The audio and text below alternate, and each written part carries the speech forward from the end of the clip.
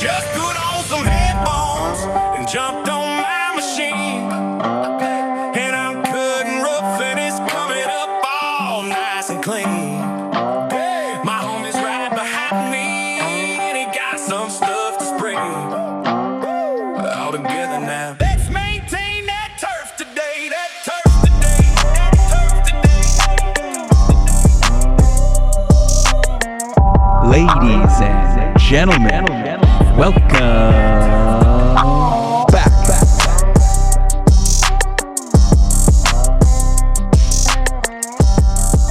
What is going on, everybody? Welcome back to another episode of Turf Today, presented by Toro and recorded on the Superintendent Network. This week, everybody, we are very, very excited to be joined by Marcus Harness, who is the superintendent at Sandpoint Country Club.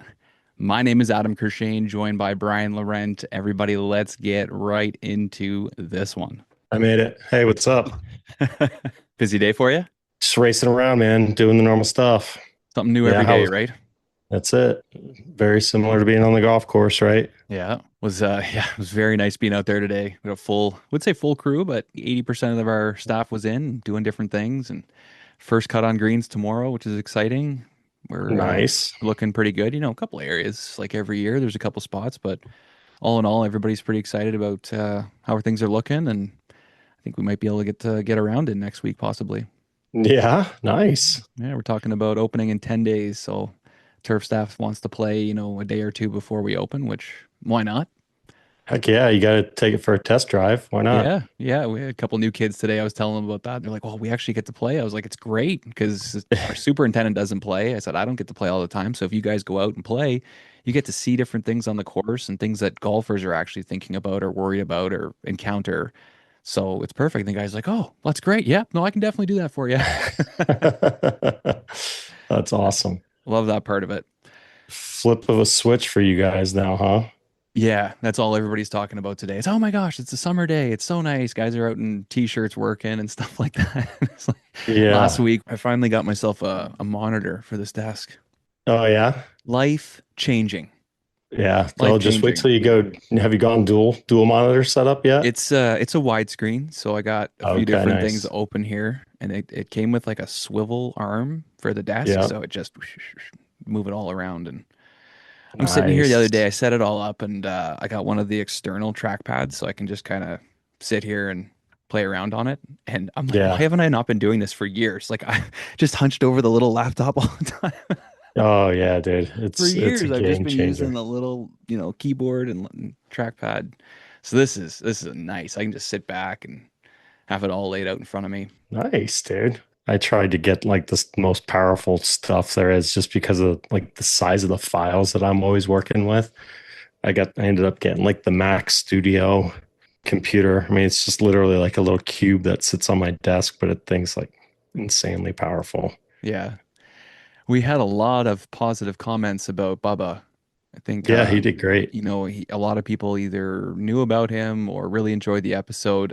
Probably 7 people have reached out and asked if we have if he had social media, and I was like, it's pretty incognito. I don't think he's one of those guys. Yeah. So it's cool that people listen to these people's stories and want to get to know more about them or reach out and connect with them, I love that. Yeah, no, it's awesome. Connecting from the West Coast.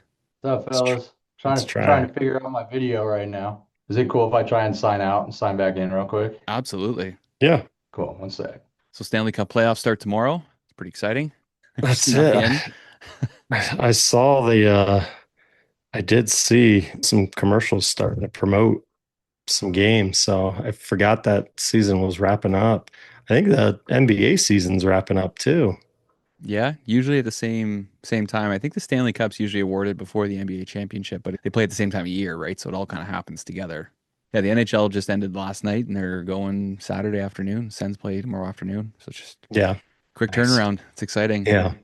And then it basically, I mean, when do they actually wrap up? Like mid-May, late May? Yeah, it's 4 rounds, depending on if all the rounds go 7 games and extend some of the series. Like they try and start everything as quick as they can, but it can be, May, June when it's over. And then it's tough because everything's over, right? There's no football. There's no No basketball, no hockey. It's just golf and baseball. Yeah, But that's when you're supposed to be spending your time outside anyways. So exactly. Well, that's why I'm sure a lot of guys probably aren't too upset if they miss the playoffs because they can go play golf right away. there is that. Yeah, there is that. I find it the perfect time of year because you can work, play golf, and still watch hockey at night. But the problem is some of the Yeah, late night games, or when they get deeper in the playoffs, they start them at 8 o'clock. So I to know stay up for it's too that late. and wake up for turf at 4 a.m. is that's tough. No, that's why I like being on the West Coast a lot because once you get acclimated to that, a lot of games are starting at 5 or 6 o'clock. It's perfect. So cool. Stay Yeah, up, watch the whole thing, wake up on a Saturday morning, and games are on at noon. yeah. That's it's the absolute best. Somehow it started working. Oh, So there we go. Hey, There look we at go. that. what's happening, boys? Did you try resetting it? Yeah. Yeah, Oh, exactly. Yeah, the parking Yeah, brake was on. Shit. that's right. right. Turn it off and back on. It always Oh, works. Always works. What's going on, Marcus? Oh, not much. Friday. Friday Long Yeah. week morning. air break. So I'm gonna try and So give you my best, but running on fumes. I was going to say, I mean, Friday in this industry means really nothing, right? Because you're up and back at it tomorrow, anyways, aren't you? Unless you got a nice rotation with assistants or something.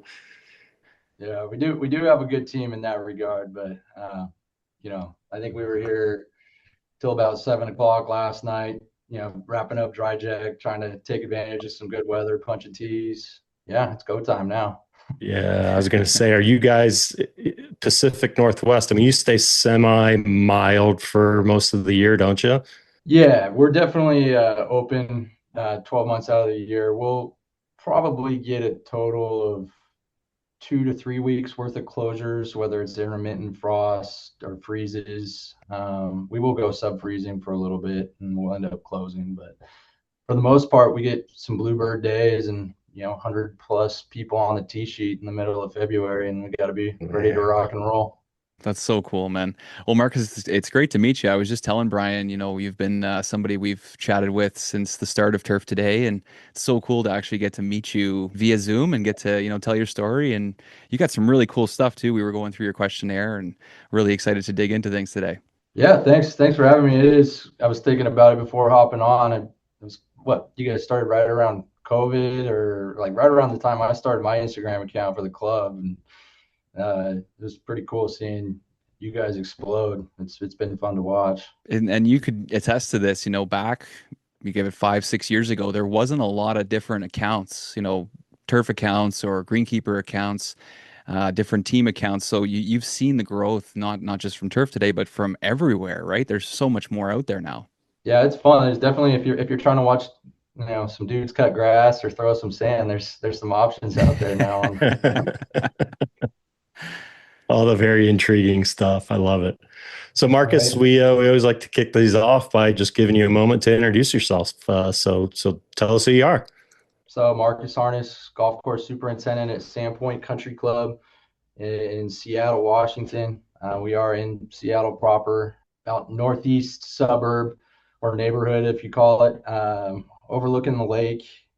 The club's been here since 1927, so coming up on our Oh, wow. centennial. Over the years, it's really gained its success by being the only true country club in the Seattle region. So offering all the amenities, tennis, swimming, great restaurants. It's a pretty happening place. So like if you're a younger family in particular, like that's the spot in Seattle compared to some of the other old school golf only clubs. 2018 kind of took on an initiative to elevate their member experience on the golf course, and we that's about when I came on, and we engaged in a full course remodel with DMK Design, and they put the resources behind it for them from an operating standpoint afterwards to kind of just get things going and sustain the machine that they built. So yeah, it's been good. How much fun was it to work with DMK? He's great. I mean, him and his associate Nick Sean are two of the best in the business. It's pretty impressive the vision that they have and the creativity and the collaboration. I mean, they're on the same page, and they really helped transform the property. Yeah. Was it a blow up or did they just kind of take what was there and fine-tuned, tweaked some things. It was as close to a blow up as you can get without blowing it up. Yeah. We completely rebuilt and blew up 2 par 3s, total of 10 greens. We redid all the bunkers, added 40 bunkers, renovated about 80% of the tee space. And then, the other big element of it is consistent with a lot of their other designs is just a lot of short grass additions. So we shaved, honestly, another 9 holes worth of golf course, added about another 9 holes worth of fairways to the existing footprint. And so, yeah, a lot of short turf to maintain, and it's fun. That's fun on the budget. Yeah, no kidding. Yeah. Are the eyebrows on the bunkers a new thing? Yep. They're cool. I think they have a great aesthetic. It's extremely hard, as you guys can imagine, to keep them thin, keep all the inputs and water away from them. So, I think it's a little bit of a love-hate for the members. They look great, but you don't necessarily want to ever go in them. That's the goal, right? Yeah, they're hazards. Yep, exactly. Don't hit it there. I love it.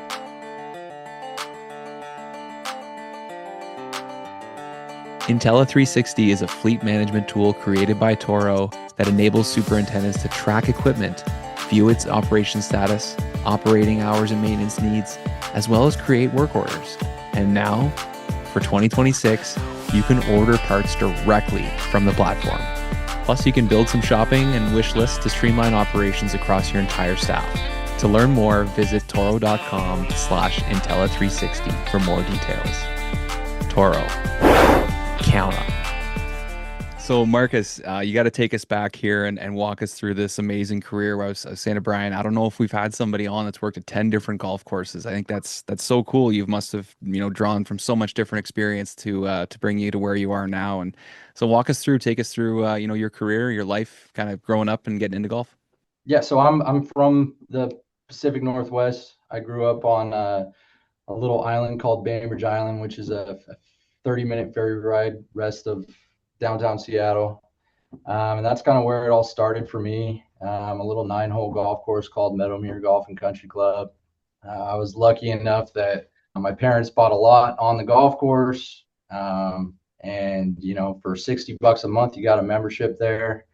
And really, I became raised on a golf course out of playing golf at a very young age. My mom used to book tee times for me and my little brother as a babysitter because she had to go to work, and she knew That's that awesome. the old guy would, keep us in check if we were messing around. She'd hear about it. And so honestly, just got used to playing the game almost daily, just for fun. It was super casual. I grew up playing golf in a t-shirt and basketball shorts, so I still get a little uncomfortable, when I got to tuck my shirt in and all that jazz. But yeah, I mean, I want to elaborate on my first course because once you get to know that story, you get to know me a little bit. But because then we'd go out after golf and we'd play flashlight tag and hide and seek. And then, there's a payphone at the clubhouse that we would, start playing with late at night. Oh, no. What was your go-to prank call? Yeah, the operator. Yeah. That was about all we knew how to do. We didn't have any money to put it in the phone, but we used to call Hooked on Phonics. That was ours from the high school gym. We'd always prank call Hooked on Phonics. It was terrible. The nice, easy 1-800 number. Yeah, exactly. Next thing you know, the cops are coming, and we just run and disappear into the golf course. And that, we know the golf course like the back of our hand. We could run around pitch black, moonlight, and that's when we learned mischief was fun. And so then from there, it turned to some ding dong ditching and all that jazz. And as we got older, still playing golf every day, but hanging out on the golf course at night. When you go to work in the morning, you find a pile of beer cans on the side. You're like, oh, somebody was having a good time last night. That was probably us. And from there, I hired on the crew at about 15, and the rest is kind of history. I fell in love with weed whacking pond edges and just the crew mentality or the team mentality and didn't really think of it as a career, but just a really enjoyable summer job. Just kept working, enjoyed the hard work, working outside. Would basically work all day, play golf till dark, cause mischief in the dark, do it again. Would there be weeks at a time where I wouldn't even leave the neighborhood? And so I think, that just kind of just tells a story of like just how much I enjoy golf and the golf course and the community. It's just kind of who I am, and I just have a huge respect for the game. Being like a member, growing up as a member, golfer, employee, I think that's allowed me to be a little more tolerant to some of the shenanigans that take place on the golf course. But I think that the key is we knew the etiquette. We knew, we weren't out there trashing bunkers. We weren't, messing with the flag sticks or anything like that. And it's kind of very similar to like St. Andrews opening up as a park at night. Like if the community understands, you know, the etiquette and the spirit of the game, it's all good. So, that's kind of where I developed my passion. I went to Washington State. I got a turf degree there. When I finally did decide to enter the business and pursue it as a career, from there, I did some internships at some great private clubs in the Seattle area. Shot down to the Monterey Peninsula after college for about a year. Got some good experience, just, high-end private club. They were hosting the 2010 U.S. Open while I was down there. So it was fun to be a part of that. Shot back home, another list of golf courses, great mentors. Ended up spending 5 years at Sahali Country Club as a first assistant under Tom Hughesgan, one of the greats in the business. Had a lot of fun working for him, and then the rest is history. I'm here at Sandpoint, so it's been a ride. Learning along the way, working for great people. I think I'm still learning and growing, but yeah, it's been fun. You mentioned a lot of those mentors that you had. Talk about what you took away from those individuals that play a big role in your leadership style now. At an early age, I learned that like growing grass is kind of the easy part. You definitely need to know that. And so obviously everybody has their own style for managing a golf course, and you pick and pull some of those, tricks of the trade. But from like a leadership standpoint, that's where it's like been really beneficial to just pick and pull the pros, the positive characteristics from each different person and try and formulate my own leadership skills as a superintendent. They're the guys that are the super attentive, attention to detail, strict on all that type of X's and O's out in the field. And then, maybe not quite as easy to work for. They're the ones making you work 40 days straight versus the guys that are a little more chill, and the ones you want to go have a beer with every night, but maybe a little less intense on the golf course. Every person that I've worked for has been an open book, a great superintendent, and just learning from all of them has really helped mold me who I am today. That's huge. Yeah, and you can take so much good, and you can learn from the bad side too, right? There's so many different qualities people have. They don't even notice that they're teaching you things when stuff's happening. So I love that you talk that way. The one thing I wanted to ask you kind of about growing up or moving through your turf career was, what was that sort of, call it, aha moment where you're like, this isn't just a job anymore. This is going to be my career. This is what I want to do the rest of my life.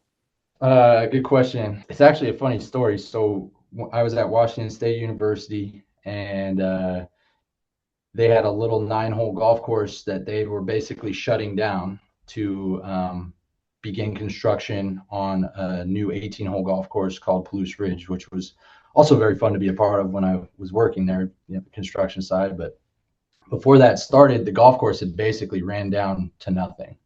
And there was sticks in the cups with beer cans, and just barely it wasn't maintained. But me and my buddies would go out and play at night, and we got up to this vantage point one night or one evening, just having fun playing golf, and there's the rolling hills of the Palouse. It was just like this crazy vantage point. It's actually, you can't see it, but that's actually number 10 at Palouse Ridge behind me on the wall. That's the view that I had when I was just like, had this aha moment. Is like, hey, I love being on a golf course. and this is what I want to do for a living. And so the rest, kind of followed there. But it wasn't anything more than just a realization that, hey, I enjoy what I do for a living, and I'm passionate about it. And I mean, you guys can agree, there's not much better than waking up and going to a golf course every morning. It's the best. Depends what time. Yeah, depends what time. But yeah, no. It's always rewarding once you're able to pull yourself out of bed and go. But Yeah, that's awesome. yeah. And he says it with a smile on his face too. You talk about, Yeah. working on the golf course or that being your career and you have a big grin on your face. I love that. You can tell you're very passionate about it. Yeah. Yeah, for sure. So were you originally enrolled in turf when you enrolled at Washington State, or where'd you start out as? I actually started out as a construction management Okay. major. My dad was in construction. He was a finished carpenter, so I was obviously very attracted to that industry too. And full disclosure, at my home course, my boss is like old boss was like a father figure, but pretty old school guy. I didn't know that turf degrees were real. Like I didn't know that was a thing until I got to school. So it was not even really on my radar until I got to school. And once I kind of learned it was a possibility, then move forward with it. So then did you spend some time, you said you worked at Palouse during some of the renovation there when they were, I guess, rebuilding the new golf course? Yeah, so they started construction and hiring guys on for the grow-in after the front nine was complete, and so the back nine was still under construction. And yeah, that was a good time. That was when I first started meeting peers in the industry, some buddies that ended up being in college schoolmates in the program together, and we all worked on the golf course. One of them, Nick, actually still we work together at Sandpoint now. He's our assistant equipment manager, but we were a smaller program, tight knit group, but got along really well, and it was fun, kind of doing the school, going to work at the golf course, just kind of juggling all that. Just get me thinking here. This guy's grown up on the golf course. He's played a lot of golf, probably a bit of a stick. Would you not be a good candidate for a super scratch tournament? 100%. I'm not a stick. Oh no, just I'd enjoy love the to game. play, but Yeah. no, I'm batting it around a 8 handicap. Okay. Okay. Oh, So that's a great spot to be. yeah. At every 8 handicap that I play with, it's like they can go out and shoot 76 or 88, but they're always good for a bunch of pars. Like that's, Yeah. Helpful in a I scramble. love it. Yeah, because the game's in there, right? The game's in there. There's The no shots are question there. about it. Yeah. You remember how to do it. Yeah. Yep. Yeah. If the putter gets hot, you hit all your drives. Yeah. Yeah, Yep. that's awesome. So that construction background, that experience at Palouse, I mean, did that was that beneficial for you, serve you well when you got to Sandpoint and they started that construction there? Did it bring back some memories and like, oh yeah, we know what we're doing. This is old hat now. Yeah, I mean, it was definitely no. I was when I was at Palouse Ridge, I was like trying to stabilize, hydroseed on hillsides and stuff like that. Like I was definitely not, super into the grading and the construction and stuff like that. But I think more than anything, the exposure of just knowing the chaos that could ensue was a big take home for me there. Sure. I think what really prepared me for Sandpoint and the renovation and built a new maintenance facility was all of my experiences, and along the way just like learning that you don't necessarily need to be the expert in every single field. You just need to be able to find the answers, and there's a method to the madness. Like if you're organized and prepared, calm, cool, collective, with all these different things going on, you can navigate pretty much anything. And so, whether it's hosting a major championship or, I was at one of the clubs, we did some renovation work, or I was part of a new clubhouse remodel at another course. All of those different experiences, I've used this analogy before, but it's kind of like you're just juggling balls. And if you're good at juggling as many as you can without dropping them, you can pretty much get through anything. You're a guy with Great a lot answer. of clubs in his bag. That's a great answer. So something like I've never played any golf out in that neck of the woods, but when I lived in Alaska and played hockey there, we had to fly through Seattle SeaTac all the time. That was the only way in and out of Anchorage. And it was always raining there. It was always raining at that airport. It was crazy. So I couldn't imagine, taking care of a golf course and having to deal with the rains. What's that like? It's kind of interesting. So we get a lot of rain. Our reputation is accurate, but it's primarily through the months of like October through April. We get some spring showers in May and June, but we'll go 60 to 90 days without any measurable precipitation and have to rely on our system. Hmm. That being said, the name of the game in the Pacific Northwest is moving water and drainage and being persistent with your cultural practices, aerating, sanding, whatever you can do to just move the water from the primary playing surface to somewhere else. What are the challenges from, disease pressure, pests, that kind of stuff? Our number one is pink snow mold, 40 to 60 degrees and rainy. Yeah. We see Yeah. that about, 8 months out of the year, 9 months out of the year. And then, we will go from like really wet and to really hot all of a sudden. So, we always got to keep Pythium on our radar during those transitions.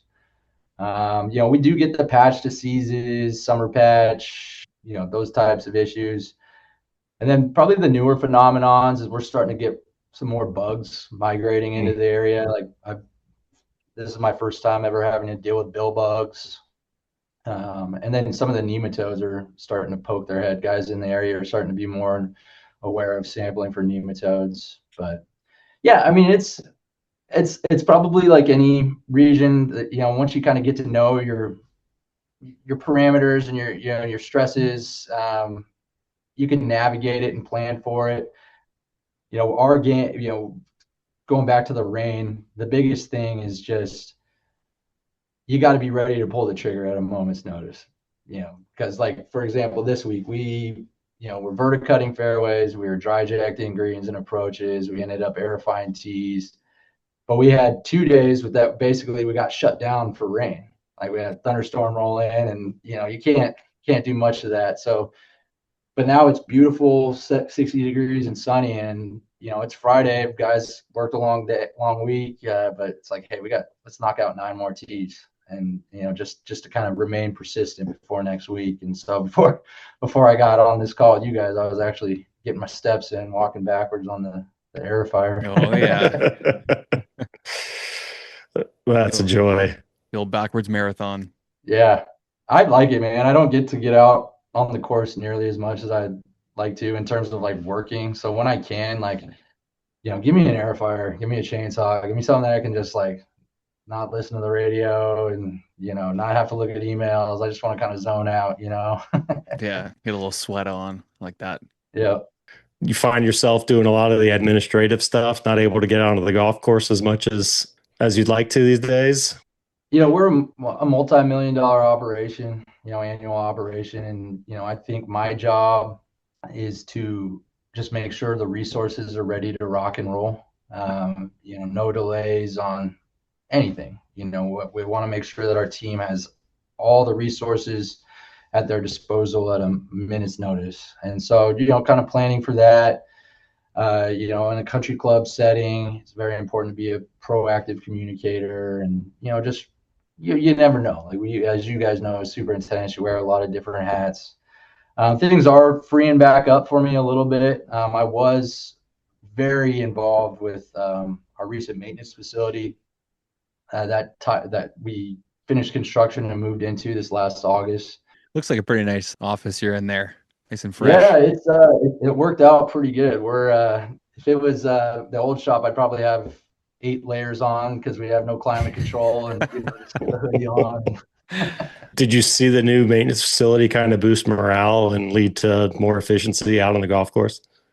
Yeah. I don't think we've realized it all yet, but it's been an absolute game changer. The guys, you could just tell they're happier, more comfortable, more proud. And we did a good job of, we prioritized taking care of them. The club made it a point to make sure that they had the care for like a solid home base to come back to, because as you guys know, working in the elements, there's nothing more cruddy than, spending all day working out in the rain, hanging up your rain gear and then coming back same day or next day and putting on that same wet rain gear Yeah. and back out. And so we, put a big emphasis on our drying room. I've not to brag or boast, but I've put our locker room up against like most in the country. Just like it's Nice. pretty Nice. I sweet, like that. and the guys love it. Um, yeah, it's been great. Did you do a ton of research and visit other facilities and have a lot of say in how it was built and the structure and the flow of everything? There's a handful of clubs in the area that have shops that have been built, post 2000.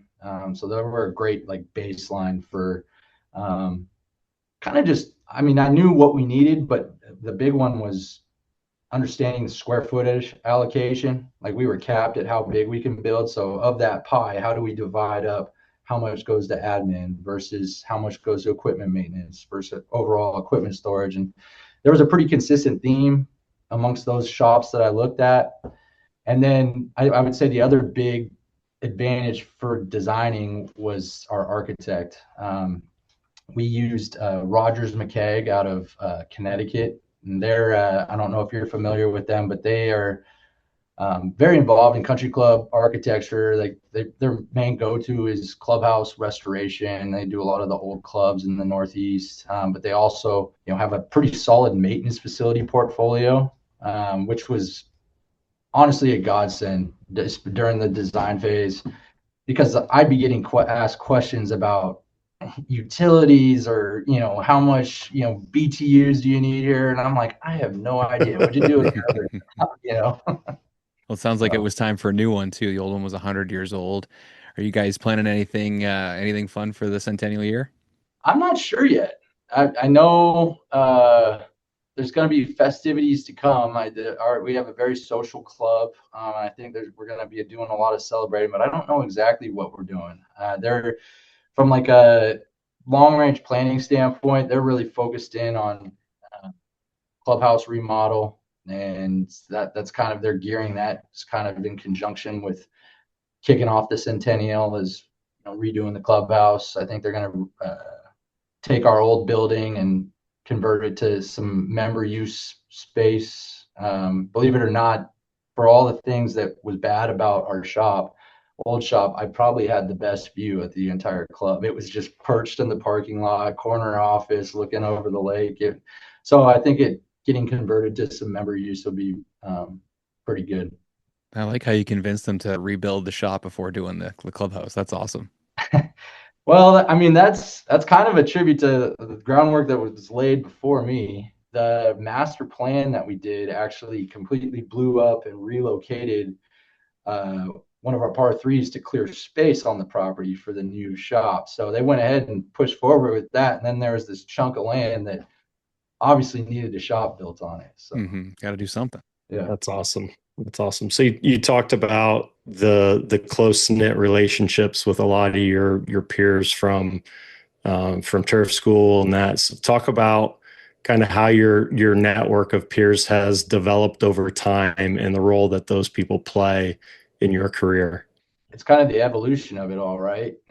So that same group that I started out with at WSU, we went to our first show, GIS show in Orlando, I think in like 2008, and didn't really know what the heck was going on, overwhelmed by the trade show floor. And then you go to it all started for me at our regional night where you go to the chapter breakout rooms, and a couple superintendents took me under their wing and kind of gave me some advice and just, hey, put that name tag on and go shake hands. And so from there, I got to know all the assistants at the clubs in the area.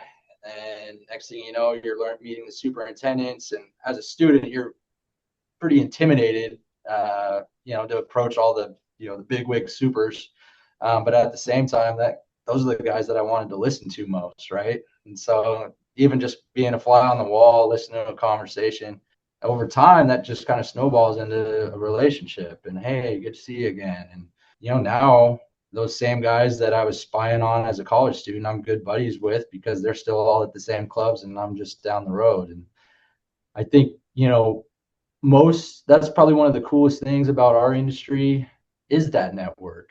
You would like to think that we're competitors, working at different companies, but that's really not the case. Like we're helping out, we're giving advice, we're sharing from mistakes, we're giving heads up, we're, relishing in successes together. And I think that's probably what's so valuable. I mean, even like one of the clubs down the road needed to come borrow something, or even just this week. It's like, absolutely no problem. So, they do the same for me. And, that network just is super valuable. And I've relied on it throughout my career, and I know I will continue to do it. That it's just that helping hand that people are willing to lend is just probably one of the best things about our industry. Yeah, so expand upon that a little bit, but talk about tournaments because it's not just the network in your local area, but being able to travel and meet other people really expands things a little bit.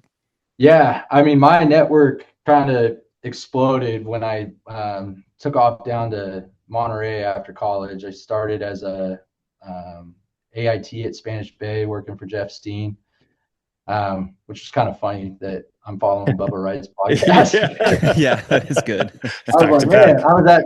I was at Pebble with Bubba down there, and I'm like, man, that's a tough act to follow. But Bubba's this corporate golf machine now. There's no way I'm gonna, live up to that podcast. Yeah. We're rolling through the Steen tree right now. Yep.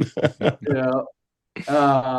But yeah, I mean, that was crazy. Like I was still working at Spanish Bay when I went over and helped out for the Open, but I got to know all all the interns down there. And Monterey is a pretty special place. Like there's not much going on down there other than golf.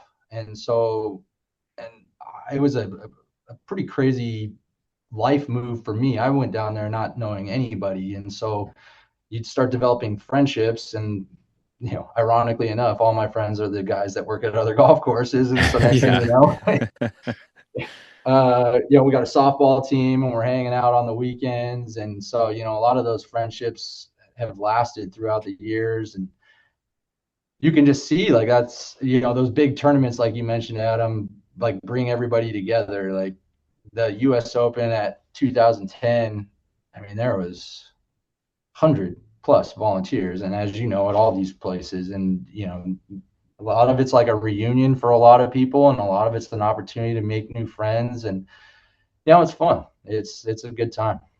I don't know if we've had anybody on the show that hasn't enjoyed working at a tournament. When you look Yeah. at it on paper and what you're actually going to do, like here's your itinerary for the week, a lot of people will be like, wait a minute, this doesn't look like I'm getting much sleep here or anything. So Yeah. it's just so cool how people enjoy it so much. And it's so good for your career too. Yeah. I would definitely recommend, um, going and just seeing that, like, even if it's just a volunteer. Like, again, like I wasn't like a pivotal piece of that US Open. I was more volunteer, just helping out. But, flash forward to 2016, I hosted the women's PGA championship at Sahali. And, that's one of their biggest majors. And, as you guys know, it's, you don't prepare for it any differently. And so and we didn't have 100 volunteers, but we had 50. And so I kind of just knew what to expect, with infrastructure moving in, volunteer coordination. Pebble Beach is a class act company. They take great care of their volunteers. So I already had a blueprint, to follow off of. Not to mention Tom Hughesgen used to work down at Pebble too. So, um, you know, but I guess the point I'm trying to make is I wasn't caught off guard by all the chaos of 2016 because I had already seen that before. And so I think that's like just beneficial for anybody to just, you may not have to be the main guy doing this stuff, but just getting your neck out there, checking it out. Even like I like to go down the road, and if one of my buddies has a renovation going on, just go peek my head in there and check it out and see, what kind of challenges they're faced with. Believe it or not, I just went down the Lumen Field where the Seahawks play. They converted that to turf for FIFA. I'm buddies with the guy. Oh, yeah. Yeah, the beam, and that was a trip, man. Just like they basically buried the existing field with like $4 million worth of infrastructure just to rip it out in a couple months. Yeah, the big roll sod. Yeah, that's insane. You said when you went down to take the job at Spanish Bay, have no experience, no relationships, all that kind of stuff. How much of a leap of faith was that for you? And how nerve-wracking was that for you? Yeah, it's funny because like when I was in college getting ready to graduate, it was nothing but like excitement. It's like, oh yeah, I'm gonna go, get out of here, and Pebble Beach Company, here we come. And then, I pack up my truck and my U-Haul and I start the truck. I'm like, oh crap, it's actually happening now. It was a really emotional time, like leaving everything that I know for something that I'm definitely passionate about, but I really had no idea what I was getting myself into. I mean, it was a huge career move. I'm even getting emotional thinking about it. It's just like it was even almost a better just personal move. Just you learn a lot about yourself when you don't know anybody. You got to kind of like really dive into like, okay, what am I all about? Who am I? And then at the same time, Blockbuster has 3 for $5 DVDs for sale, and so you watch a lot of movies until you start making friends. We just lost half the audience right there. They have no clue what a DVD is. Yeah. So. Hang on a second. You went where? Yeah, right. Nothing's 3 for $5 anymore, unfortunately. Yeah, no kidding. We are back with another Ask the Agronomist segment featuring PhD agronomist Tony Goldsby from the Andersons. And today we're doing something a little bit different. Instead of taking a question from the community, I have actually asked Tony if he wants to have his own little teaching segment because usually he doesn't really know what's coming at him. So to be able to prepare and have a little bit of a talk for us today, I thought would be pretty nice. So Tony wants to talk about how grasses handle shade. Take it away, sir.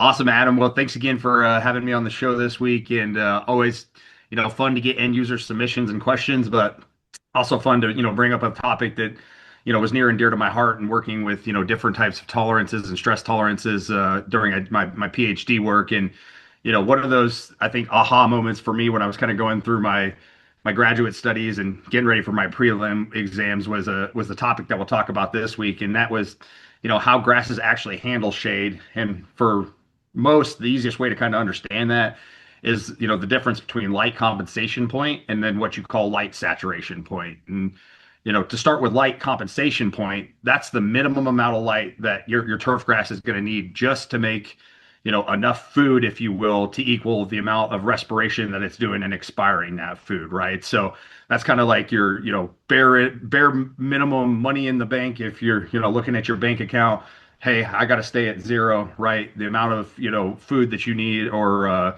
dollars in the bank to stay at zero is that compensation point right before it draws down. And below that, literally your turf obviously is expending more energy than it's able to produce for itself. So when you think about shade tolerant grasses like cool season grasses, they tend to have a lower compensation point, right? So that means they can survive with that less light condition.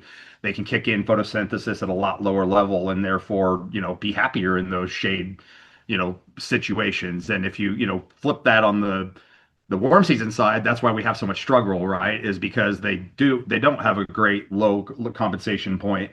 But they do have some advantages when we talk about the next piece, which is saturation point, right? So kind of looking on the other end of that, when you're looking at saturation point, that's the level where if you add, more light, no longer are you going to be increasing photosynthesis, no matter how much more light you give to it, right? So again, a lot of those cool season grasses out in the wide open, there's a point where it's like, hey, we can't even do anything more with this added PAR, right? It's kind of tapped out of the system.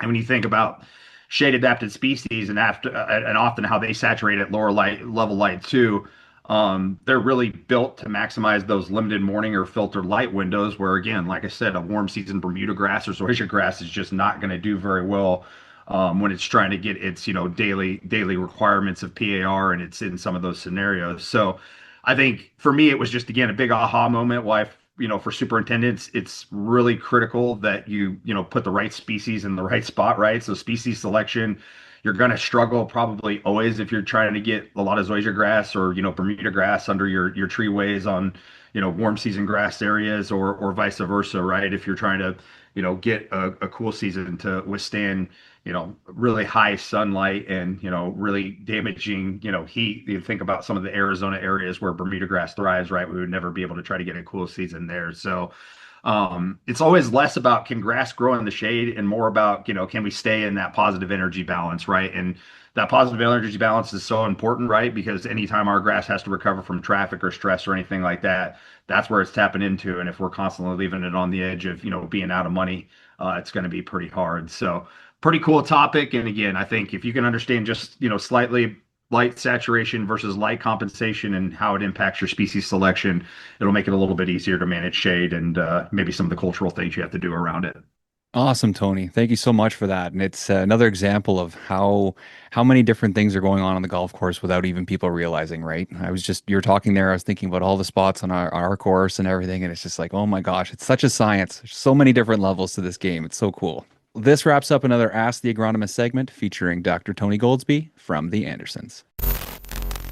So, you took that move, and then just talk about the thought process of then continuing on and bouncing to different courses. I think my primary interest was chasing new experiences, unique experiences. I mean, you can pretty much grow grass at any course, and most of them do it very well. But, if there's an opportunity to do a renovation or something unique, that was kind of what triggered my ears or perked my ears and perked my interest.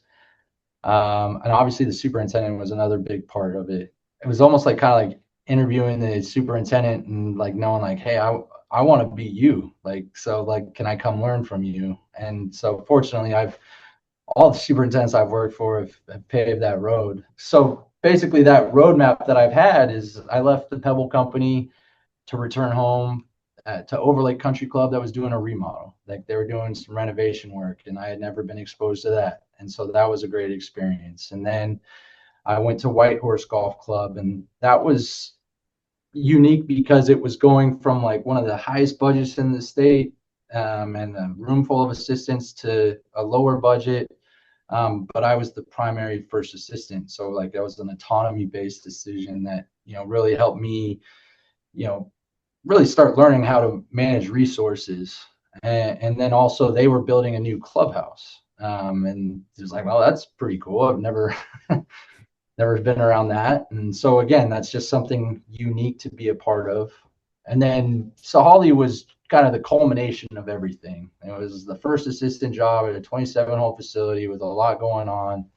And it kind of just allowed me to exercise everything that I had learned up to that point. Tell us about the course you said it was member maintained or was member ran? Yeah. So I did a study abroad in the UK for part of our Wazoo program. Wazoo, Washington State, go Cougs. So if I use those references, that's what it is. But it was awesome. It was our advisor, Dr. Johnson, was buddies with the North Carolina State guy, and so together they're basically planned a buddy trip to the UK, and we looked at everything turf. And so the two programs set out for 10 days and looked at lawn bowling, cricket pitches, horse tracks, golf courses, obviously. We went to Hoylake, toured that with the superintendent, went to St. Andrews, toured that with the superintendent, got to play some golf along the way. And one of the places that we played golf was in Wales. And I don't know, founded in 17 something, it's up in the hills overlooking the lake or the ocean, and it's member maintained. And it, as you can imagine, member maintained is very minimal maintenance. Get to it tomorrow. But probably the coolest thing about that whole place is they had 2-foot electric fences around all the greens so that the goats wouldn't walk across the greens. Nice. So you'd hit onto the green and then you'd step over and you'd finish your putt and go on to the next hole. But it was just, the setting was something spectacular, and we were having a blast. I was me and one of my good buddies, who's actually our Helena vendor now, so we're still very close. And I feel bad for not remembering his name, but the head professor at North Carolina State, and we're playing, and we could see this thunderstorm kind of coming in over the mountains. Like we're way up in the mountain, and you know it's there, but you're like, this is only a 9-hole course. We'll get there before it passes. We'll be fine. Yeah. And we get to like hole 6, and it's like you're starting to see lightning a little closer, but it is like just the ultimate coolest golf experience. Like and we get to hole 7, and it's starting to piss rain, and the thunder's getting closer, and it was about halfway through that hole, the NC State guy's like, screw this, I'm out of here. And like he goes back to the clubhouse. Yeah, and me and my other buddy were young and dumb enough, to be like, you know what, man, if this is how we go, this is how we go. Oh man. Finished the 9 and called it a day after that. But those experiences like that are some of my favorite. I'm not, I've played some really nice high-end courses, but I think some of the unique experiences, the unique clubs like that are just as cool, if not better. Oh yeah, there's so many little hidden gems out there like that. It's that's a lot of fun to tackle those. Did you guys ever make it out to the sheep ranch before it was the sheep ranch by chance at Bannon? No. That was a good one. That was another similar one. It was just barely maintained. You go out there I've been out there with a group of superintendents one time, and you just drop a ball on the ground and let's go to that green. And that's cool. Spend all day out there by yourselves. It's cool. So that'd be a blast. Before we go any further, we have to talk about Apex 10 by Green Nature. Every season brings new pressure, tighter windows, tougher conditions, higher expectations. That's where Apex 10 from Green Nature steps in. Designed to support plant health and maximize performance, Apex 10 helps your turf stay strong, resilient, and ready for whatever comes next. Whether you're managing stress, pushing recovery, or dialing in consistency, Apex 10 is built to deliver. Because in this industry, there are no off days, only opportunities to be better. To learn more and reach out with your questions, follow them on Instagram at Apex10Life. You talked about Jeff and Tom and just a lot of the guys that you've come up through, and they've done a great job of developing young people into great superintendents. Is that now something you're striving to do and working with your assistants and training them up, and kind of how are you doing that? How are you preparing them for the next step? I feel like I'm in a unique role because I'm fresh out of being an assistant too. So I can't say I really can relate to the new 23-year-olds coming out of college. It feels like yesterday that I was still an assistant, and so I do place a lot of emphasis on training and developing the guys. It's I was very fortunate that all of the people that I worked for were an open book. So anything that they wanted to look at, be a part of, they're more than welcome to. There was no hidden agenda, and I try and mimic that same thing. And I think probably the hardest thing, but the most valuable thing for me is, delegation. Like it's hard to let go of some things, but you got to put yourself in the assistant's shoe of like, they want to be fed, they want that responsibility, they want to learn, they want to grow. And if you're locking up all of those responsibilities and not, sharing some of that experience, it makes it hard for people to grow and advance. And so, at Sandpoint and most clubs, there's enough to go around to just, allow people to have autonomy, and just really, it's a combination of identifying, where their growth opportunities are. Like they may have had a lot of experience in one aspect at a different club, and now it's time to focus more on this before they move on to the next step. But yeah, I think I look at it as a collaboration in terms of, hey, what do you need out of me to get you to where you want to be? And obviously we know what the expectation is for our day to day, and we try and find a way to juggle our obligations and responsibilities with growth opportunities. Well, you have so much experience behind you.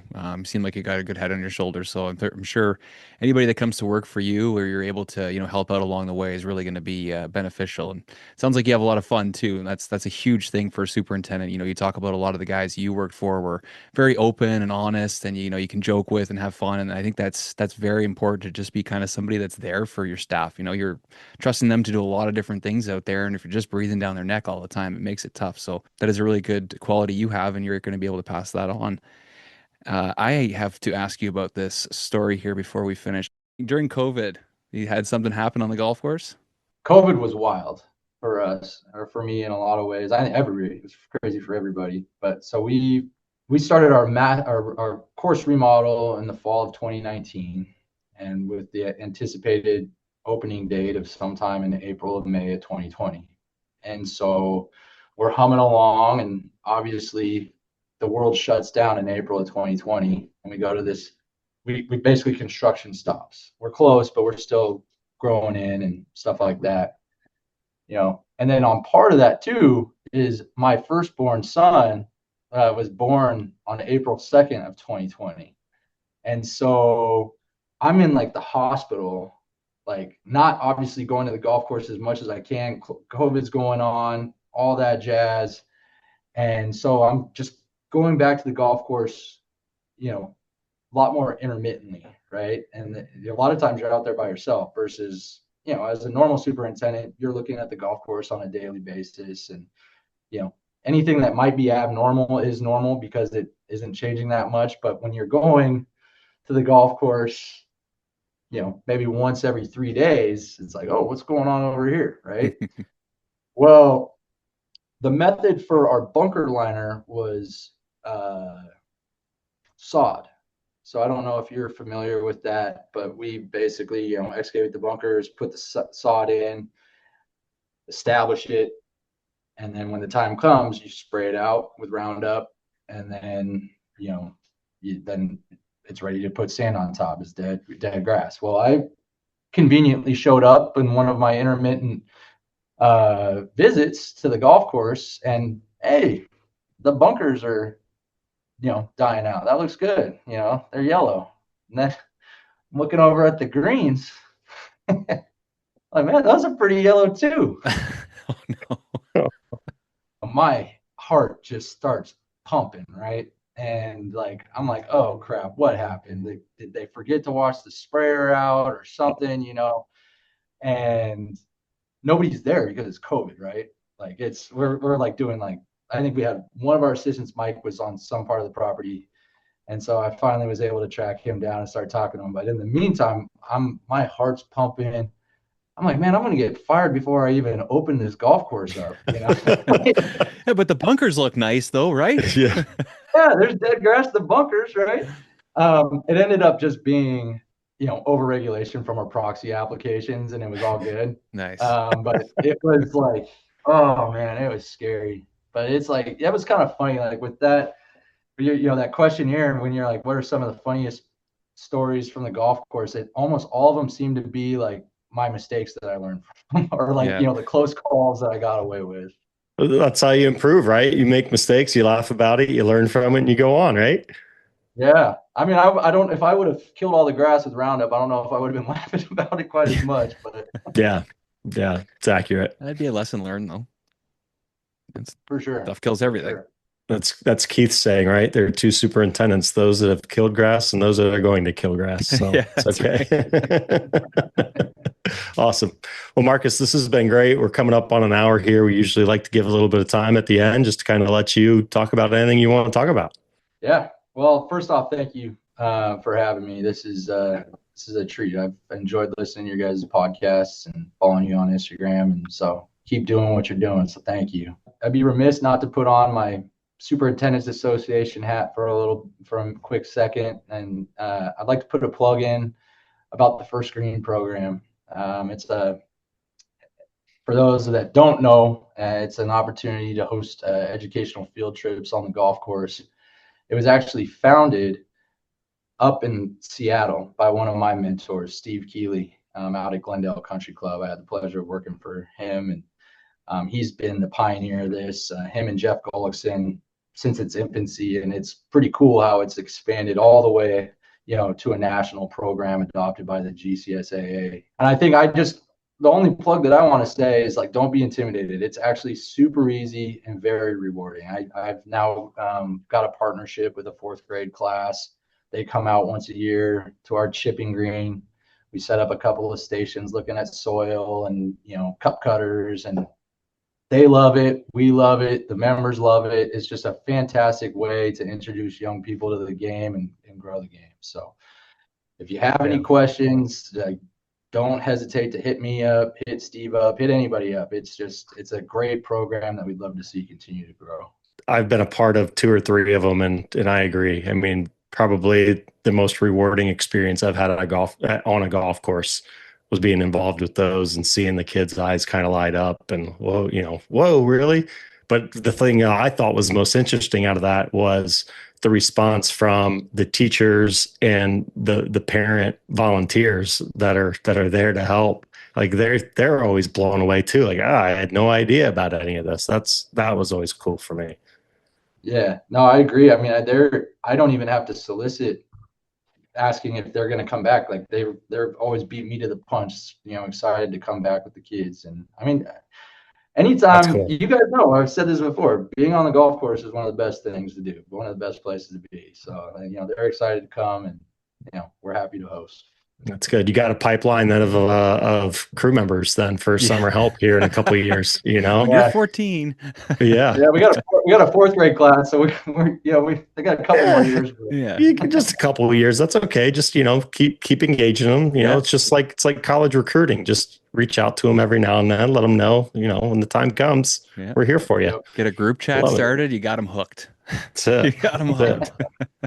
No, you're 100% right, dude. The golf course is one of the best places for the kids, and I talked to all my buddies and stuff that never golfed or never got to see a golf course as kids. It's one of those places that they need to be. My kids enjoy the golf course so much, and to get more of them out there, just understanding that this is more than just a place to play sports. There's so much going on here. I think is so important. So it's a great plug, and more people can get involved in that. That'd be very, very good for our industry. Yeah, it's a great program. Agreed. Cool. Well, Marcus, this has been great. Appreciate all your time and great insight today. So thanks for joining us. Yeah, you as well, guys. Thanks for having me. Absolutely, buddy. This episode, so we just did 2 episodes. So we did Bubba, and then we did a guy from the PGA radio. So don't worry, you don't have to follow Bubba, but you do have to follow a radio host. So I don't know which one you want to pick there, but yeah. Okay. Sounds good. All right. Awesome. Great job today, brother. Thanks. Take care. All right, thanks. Take it easy. Hey, thank you for listening to the Turf Today podcast. My name is Michael with Steiner Golf Company, and we know that spring isn't just a season. It is go time. It is time to get your course dialed in, ready for everything the season has to bring. Whether that's early tee times, member play, public play, outings, and tournaments, that is where Steiner Golf comes in. We are here to help with everything you need to get your course looking the best this upcoming year. From brand new flags, flag sticks, tee markers, bunker rakes, cups, hole cutters, and everything in between. Because when the golfers show up, first impressions always matter. So this spring, open your course and set the standard for some awesome accessories. Now back to Turf Today. You did an awesome job. Yeah. Yeah. I felt so stupid asking him about the rain. Yeah, it rained every time I was there in the winter. Yeah. Well, our rain season is during the winter. So that makes sense. But to think you have rain all winter and then all of a sudden just 90 days of no rain is challenging. Yeah. I mean, he started talking a lot about the climate and, then the disease issue, the pink snow mold. I'm like, man, he's got to feel like he's in Monterey, California all over again. I mean, that's one of the big things. I know they fight in that area all the time too. It was the pink snow mold. So Well, when we've spent some time in California, and people always talk about going up to the Pacific Northwest for golf. There's so many different properties up there. Have you been that far up? No, I'm actually talking to Anne Marie about that being one of our stops for the summer, heading up that way. There you go. So Cool. So we've got to list the places that would be good to visit. It'd be fun to check out some of those areas. Yeah, absolutely. Isn't that that's where Bandon is, right? Bandon's in Oregon. Okay. Pacific Northwest. Yeah. Yeah. So I mean, it's not too far. I think Seattle is probably a little more than 6 hours from Bannon, if I remember correctly. Maybe longer. I don't know.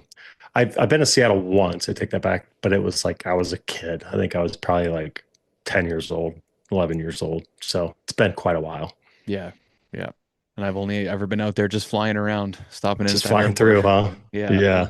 Yeah. No. I Yeah, mean, we you get to see it. spent a lot of time in Vancouver and Victoria and stuff as a kid and for hockey, but never golfed out that way. Yeah. You know, I remember we were down at the show last year and I met a couple people that were in from Alaska. The guy was a superintendent up in Anchorage, which is unbelievable that they actually have golf Yeah. up there. But it's, they have the summer where it's full light, right? So you could golf in the middle of Yeah. the night and the sun would still be up. So it does make sense that there's golf courses. Yeah. Oh, It's just, absolutely. but different challenges. And we only spent the winters up there. So to get to experience something like that, would be pretty cool. Yeah, absolutely. There's a place you're talking about. We used to have, it was 4 hour difference. So the 7 o'clock hockey games were coming on at 3. So you could watch, 3 games a night. The problem used to be though, we would sit down late night to watch TV or something like that after our games or after we did something, and there'd be nothing on because it was the middle of the night Yeah. everywhere else. Yeah. Uh, Oh, what a yeah. cool First place. world problems. Yeah, yeah, exactly. That was a fun spot. I don't know if I'll ever be visiting that place for golf again, but I would love to take my family back up there during the winter just to do some of the Yeah. stuff that we got to do while we were there. Very, very Yeah. unique place. Yeah. No, my kids are dying. They want to go up that way at some point. So do all the outdoorsy activities up there and just hang out in the mountains, that kind of stuff. We don't talk about too many losses in our industry. Maybe we should highlight more of them. But in our area here, we woke up to news the other day that we lost Chris Hewitt, who was a superintendent here in Ottawa. Father, husband, younger guy. Mm. Been working at a few different courses throughout the city, so we had a lot of people that worked for him, and enjoyed his time. He was a great guy, and sometimes it's just tough, Yeah. make one wrong turn or make one wrong decision or have a tough day or something like that, and it's Yeah. tough. So I feel bad for his family and for the golf course and the community and everything. It's always tough losing somebody like that, but we just, now that we've dug into this so much with superintendents and the kind of people they are, and how selfless people can be, and really just put their heart and soul into a community and a golf course and their crew and their family, and it takes a special person. So when you lose somebody like that, it is hard. And to everybody who has lost a superintendent or somebody that they've worked with on the golf course, it's not easy. And to Chris's family and the Canadian Golf and Country Club, where thoughts and prayers are definitely with you guys. Yeah, absolutely. That's tough to hear. Yeah, doesn't get any easier. That's for sure. But No. and a very tough time of year too. Like, they were just taking their covers off their greens and getting ready to start the season and Yeah. everything. So I know that's the least of their family's worries and everything, but it's very, Yeah. very unfortunate. Well, like you said, I mean, just such a close-knit community. I'm sure they'll have plenty of support from the area and people that are going to be willing to come out and help. So, yeah, but like you said, I mean, there's never a good time. Never a No. good time when someone's got a young family and all that. I mean, it's just, yeah, it's heartbreaking. Yeah, yeah. It is really nice to see everything that the golf course is doing. And I think you do kind of see that a little bit in the golf industry when somebody does pass, or, an older member or somebody who's worked at a course for a long time. There's always a really good tribute, or there's, donations made to the family and things like that. And, you're seeing that here in this case. So that's always something that's really helpful in these times. Yep, absolutely. Yeah. Well, we don't want to end with any bad juju or bad news. I wanted to point out, we didn't tell him. Did you see his assistant come in and close that pocket door mid-interview? Yeah, I did. That was awesome. I was thinking like brand new shop and everything. Yeah, He went to close the door and I thought he was going to hit a button and the door was going to close. I was like, is he actually going to close this door with a button right now? Like, I get it. It's a new shop. And then he just kind of closes the pocket door all quiet. And I was like, oh. Yeah. It's like, yeah, man, the guys are coming in. They're trying to eat lunch and it's peace and quiet. Yeah, This exactly. guy's here doing a podcast. Doing a meeting. We're out there busting our balls.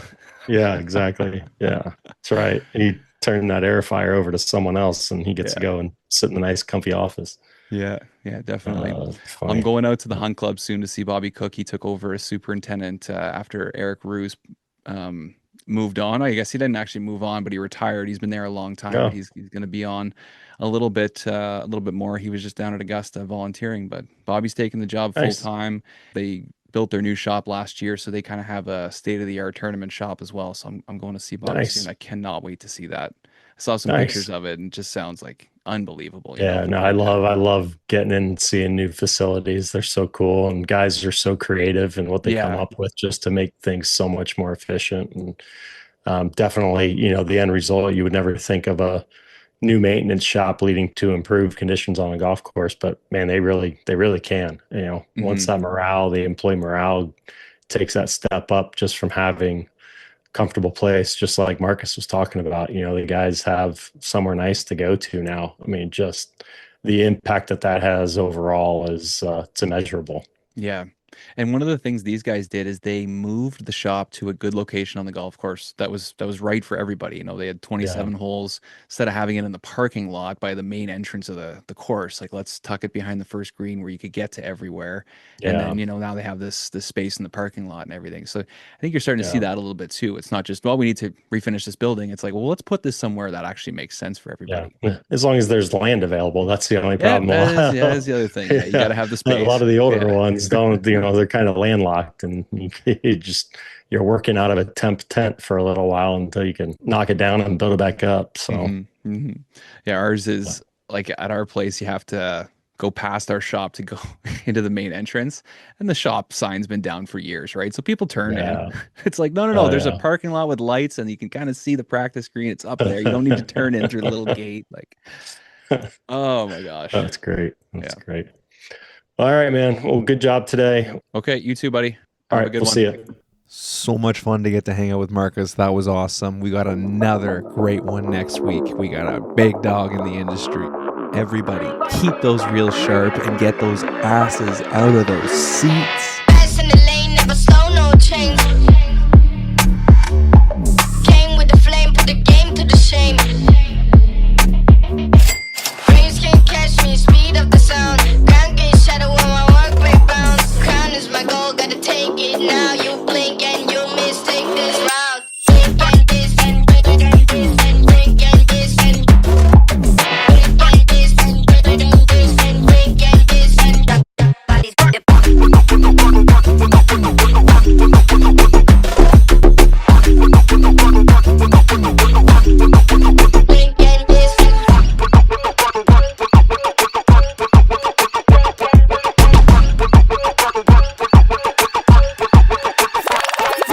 Fast in the lane, never slow, no chains. Came with the flame, put the game to the shame. Brains can't catch me, speed of the sound. Ground get shadow when my work break bounds. Crown is my goal, gotta take it now. You blink and you miss, take this route. Blink and this and blink and this and blink and this and blink and this and blink and this and blink and this and body's the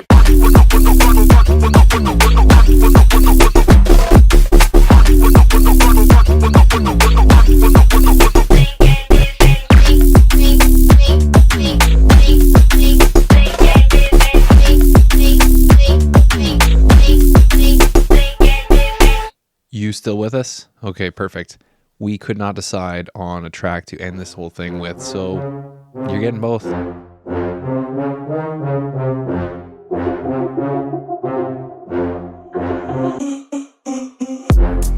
in my head again, let me grip my lyric pen. Fire burning from my junk, choking now I'm pulling stunts. I won't stop, so don't confront too much. A boss to be a grunt. Watch my back and also front. You drop it off, I pick it up. Deep pockets a mean one, heavy like machine guns. Talking like they heard about me, they ain't never seen one. You ain't really bout it, I can see it through the screen, son. Taking lemon lane, busters never try to jump like you want it. My opponent's never on it. I ain't thinking about tomorrow, only thinking about the moment. Feel the rush from the buck jump. 20s in my loaded trunk. Watch me make another hit. Yeah, I'm tripping off that funk jump like you want it. My opponent's never on it. I ain't thinking about tomorrow, only thinking about the moment. Feel the rush from the buck jump. 20s in my loaded trunk. Watch me make another hit. Yeah, I'm tripping. Yeah, I'm tripping. Yeah, I'm tripping.